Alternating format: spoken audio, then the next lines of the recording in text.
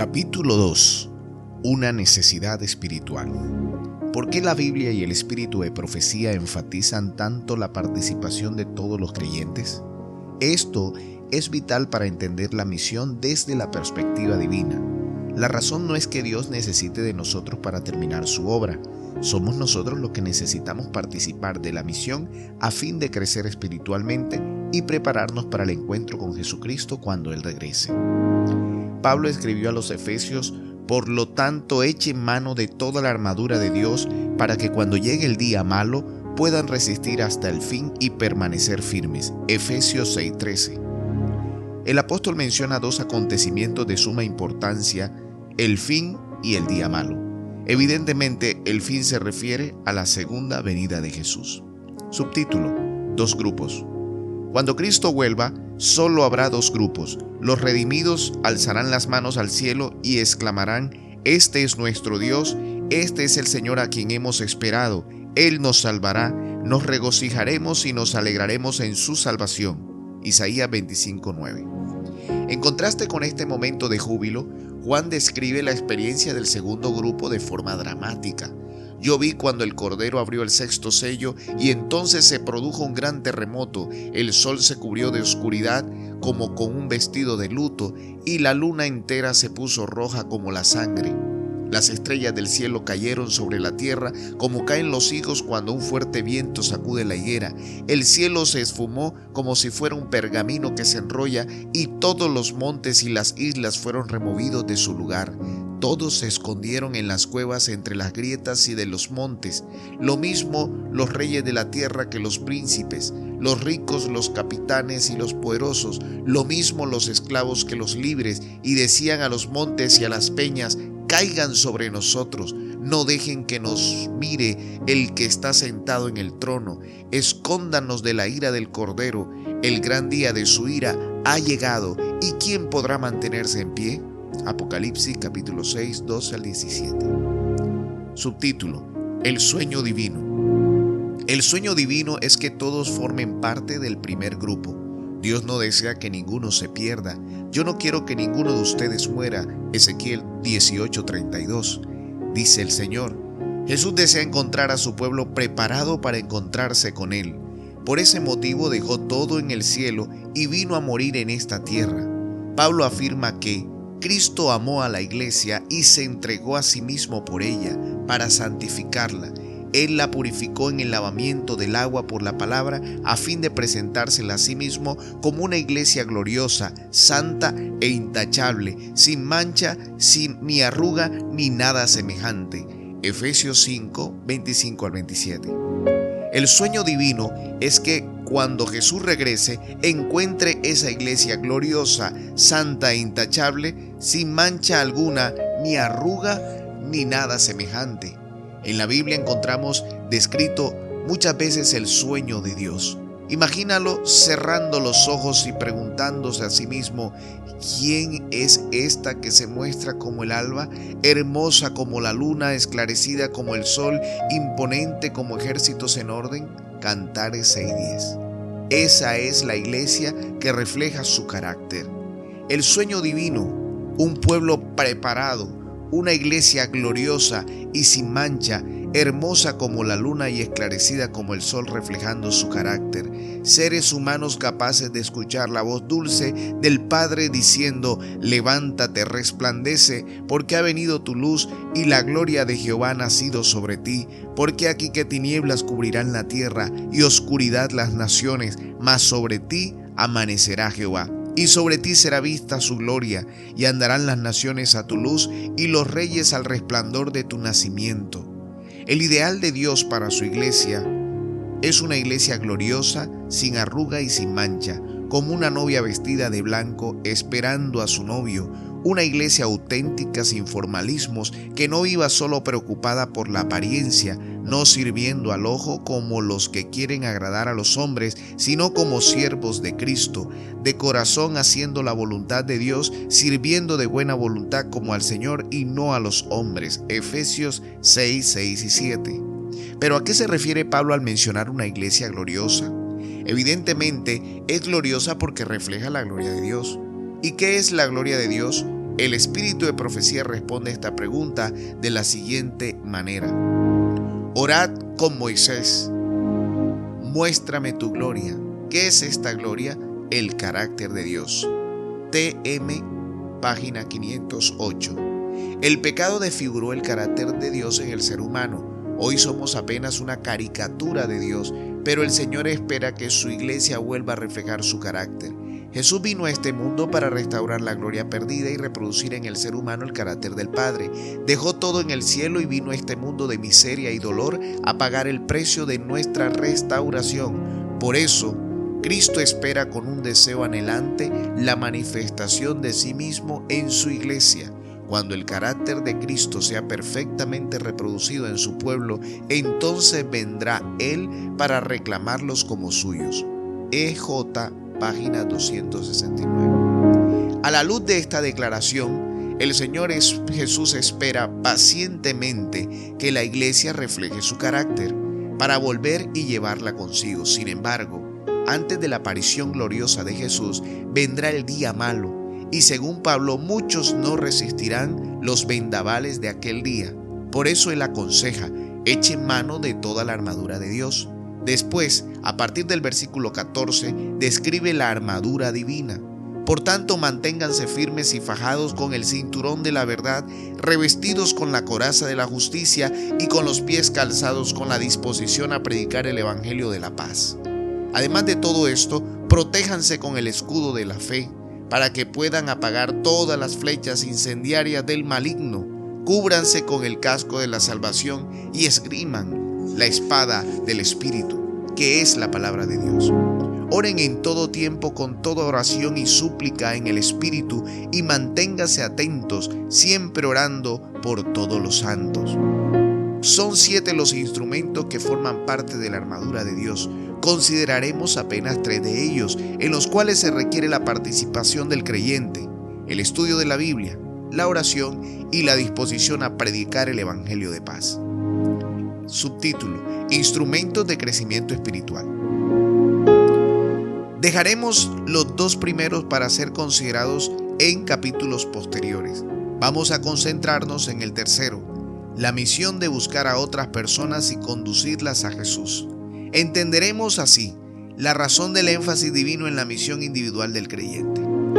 El sueño divino no consiste apenas en que el evangelio sea predicado a toda nación, tribu, lengua y pueblo, sino que los redimidos formen parte de la iglesia gloriosa que refleje su carácter y esté lista para encontrarse con Jesús. La misión es apenas uno de los instrumentos para edificar esa iglesia. Deseado de toda la gente, página 117 dice: Dios podría haber alcanzado su objeto de salvar a los pecadores sin nuestra ayuda, pero a fin de que podamos desarrollar un carácter como el de Cristo, debemos participar en su obra. Es necesario resaltar la importancia de este concepto. A fin de que podamos desarrollar un carácter como el de Cristo, debemos participar en su obra. El creyente necesita participar de la misión porque la testificación es parte de una vida cristiana saludable. La sierva del Señor dice en ATO, página 171: solo cuando nos entregamos a Dios para que nos emplee en el servicio de la humanidad, nos hacemos partícipes de su gloria y carácter. No existe otro modo de hacerlo. Limitar la vida cristiana a la oración y al estudio sin participar de la misión es una experiencia engañosa y vacía. No pasa de misticismo barato. Hablando del peligro de transformar la vida cristiana en una experiencia mística, el espíritu de profecía enseña que este periodo no ha de usarse en una devoción abstracta. El esperar, velar y ejercer un trabajo vigilante han de combinarse. SC, página 107. Subtítulo: El ejemplo de la iglesia primitiva. La iglesia primitiva entendió correctamente la misión y dio énfasis a la participación individual de cada creyente. La misión para los primeros cristianos no era solo el trabajo de los líderes, sino de todos y cada uno. Cada cristiano vivía empeñado en conducir a alguien a Cristo, por amor a Jesús y para crecer en su experiencia cristiana. Ellos sabían que no existe crecimiento sin testificación. La testificación personal no depende de tener don o no. Dios distribuyó dones a sus hijos para la edificación del cuerpo de Cristo, según Efesios 4, 11 y 12. Dice Pablo, pero la testificación personal no es un don, sino una necesidad espiritual, como la oración o como el estudio diario de la Biblia. Este concepto estaba bien claro para la iglesia primitiva. En aquel día hubo una gran persecución contra la iglesia que estaba en Jerusalén y todos, salvo los apóstoles, fueron esparcidos por las tierras de Judea y Samaria. Pero los que fueron esparcidos iban por todas partes anunciando el evangelio. Hechos 8, 1 y 4. Observa lo que afirma este relato. Todos, salvo los apóstoles, fueron esparcidos. Y después, pero los que fueron esparcidos iban por todas partes anunciando el evangelio. Los que anunciaban el evangelio no eran solo los apóstoles, sino los que habían sido esparcidos.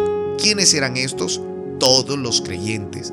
Desde el punto de vista divino, la misión de traer personas para Cristo corresponde a cada cristiano. Eso es lo que dice el Espíritu de Profecía.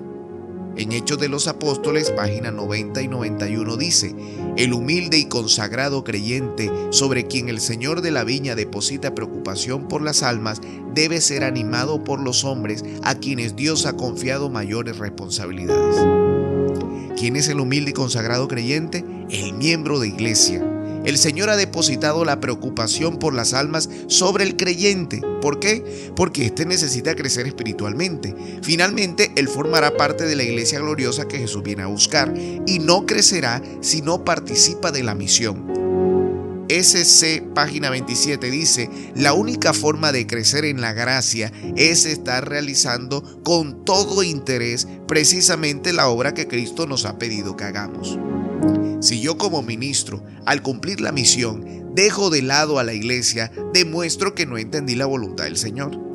Si en mi afán de alcanzar mis metas y blancos utilizo cualquier método que deje al creyente simplemente de observador, estoy condenando a mis ovejas a la perdición y un día Dios cobrará la sangre de ellas de mis manos.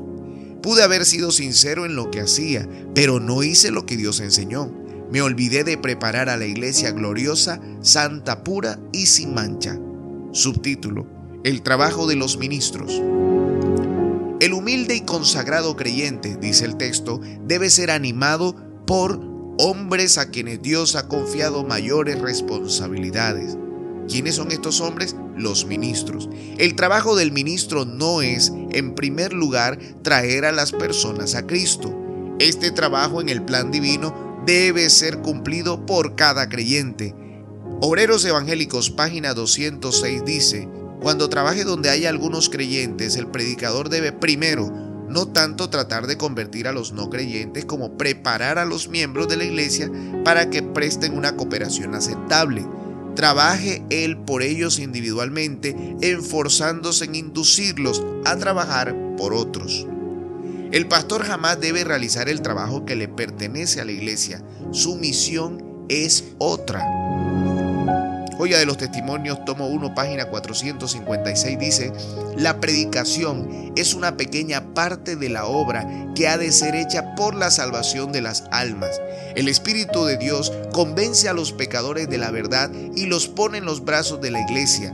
Los predicadores pueden hacer su parte, pero no pueden nunca realizar la obra que la iglesia debe hacer. Este mensaje se dirige a los pastores y se refiere a la predicación desde el púlpito. Menciona la predicación como una pequeña parte de la obra que ha de ser hecha por la salvación de las almas. Pero es Dios el que realiza el trabajo. ¿Cómo? Poniendo a las personas en los brazos de la iglesia. Y concluye: los predicadores no pueden realizar nunca la obra que la iglesia debe hacer. No es necesario explicar que cuando se menciona la iglesia, no se está hablando de la iglesia como institución, sino de cada uno y todos los creyentes. El trabajo del ministro es preparar, educar, enseñar, concientizar, organizar, inspirar y equipar a los creyentes para que cumplan su deber. Ellos necesitan hacerlo. Ese es el medio creado por Dios para reproducir en ellos el carácter de Jesucristo y hacerles reflejar su gloria. Si el cristiano no participa activamente en la misión, está condenado a la muerte espiritual como un niño que no se mueve, en poco tiempo se atrofia y muere. Subtítulo: El ejemplo de los tesalonicenses. Pablo escribió respecto de los tesalonicenses lo siguiente: porque partiendo de vosotros ha sido divulgada la palabra del Señor, no solo en Macedonia y Acaya, sino también en todo el lugar. Vuestra fe en Dios se ha extendido, de modo que nosotros no tenemos necesidad de hablar nada. Primera de Tesalonicenses 1:8. Es impresionante la conciencia misionera de los tesalonicenses. Pablo les había llevado la palabra de Dios y les había enseñado que a fin de crecer en la experiencia cristiana debían conducir personas a Cristo. Y los tesalonicenses tomaron esto tan en serio que Pablo dice: nosotros ya no tenemos necesidad de hablar nada porque ustedes están cumpliendo la misión. ¿No es esto maravilloso? Sin duda, Pablo era un excelente pastor. Enseñaba a la iglesia a testificar y la iglesia era una excelente iglesia, asumía su responsabilidad misionera. El espíritu de profecía reafirma este concepto en Hechos de los Apóstoles, páginas 212 y 213. Dice: el apóstol Pablo sentía que era responsable en gran medida del bienestar espiritual de aquellos que se convertían por sus labores. Deseaba que crecieran en el conocimiento del único Dios verdadero y de Jesucristo a quien había enviado. A menudo en su ministerio se encontraba con pequeños grupos de hombres y mujeres que amaban a Jesús y se postraban en oración con ellos para pedir a Dios que les enseñara cómo mantener una relación vital con Él. A menudo se reunía en consejo con ellos a fin de estudiar los mejores métodos para dar a otros la luz de la verdad evangélica. Y a menudo, cuando estaba separado de aquellos con quienes había trabajado así, suplicaba a Dios que los guardara del mal y los ayudara a ser misioneros fervientes y activos. Nota que Pablo era consciente de que la única manera de que los nuevos creyentes permanecieran fieles era compartiendo su fe. Observa lo que él hacía. Primero, Pablo sentía que era responsable en gran medida del bienestar espiritual de aquellos que se convertían por sus labores. Y segundo, deseaba que crecieran en el conocimiento del único Dios verdadero. Estas dos preocupaciones tenían que ver con la preparación de la iglesia gloriosa de Jesús y lo llevaban a postrarse en oración con ellos para pedir a Dios que les enseñara cómo mantener una relación vital con Él. ¿Y cómo se mantenía esa relación vital? Primero, se reunía en consejo con ellos a fin de estudiar los mejores métodos para dar a otros la luz de la verdad. Y segundo, cuando estaba separado de aquellos con quienes había trabajado así, suplicaba a Dios que los guardara del mal y los ayudara a ser misioneros fervientes y activos. Pablo sabía que un cristiano que no ora, no estudia la Biblia y no trae personas a Cristo, no crece y camina peligrosamente hacia la autodestrucción. Subtítulo: Fortalecer la fe. La misión en la mente divina es no solo un instrumento de crecimiento del creyente, sino también de fortalecimiento espiritual. La sierva de Dios declara: debe hacerse obra bien organizada en la iglesia, para que sus miembros sepan cómo impartir la luz a otros, y así fortalecer su propia fe y aumentar su conocimiento. Mientras impartan aquello que recibieron de Dios, serán confirmados en la fe.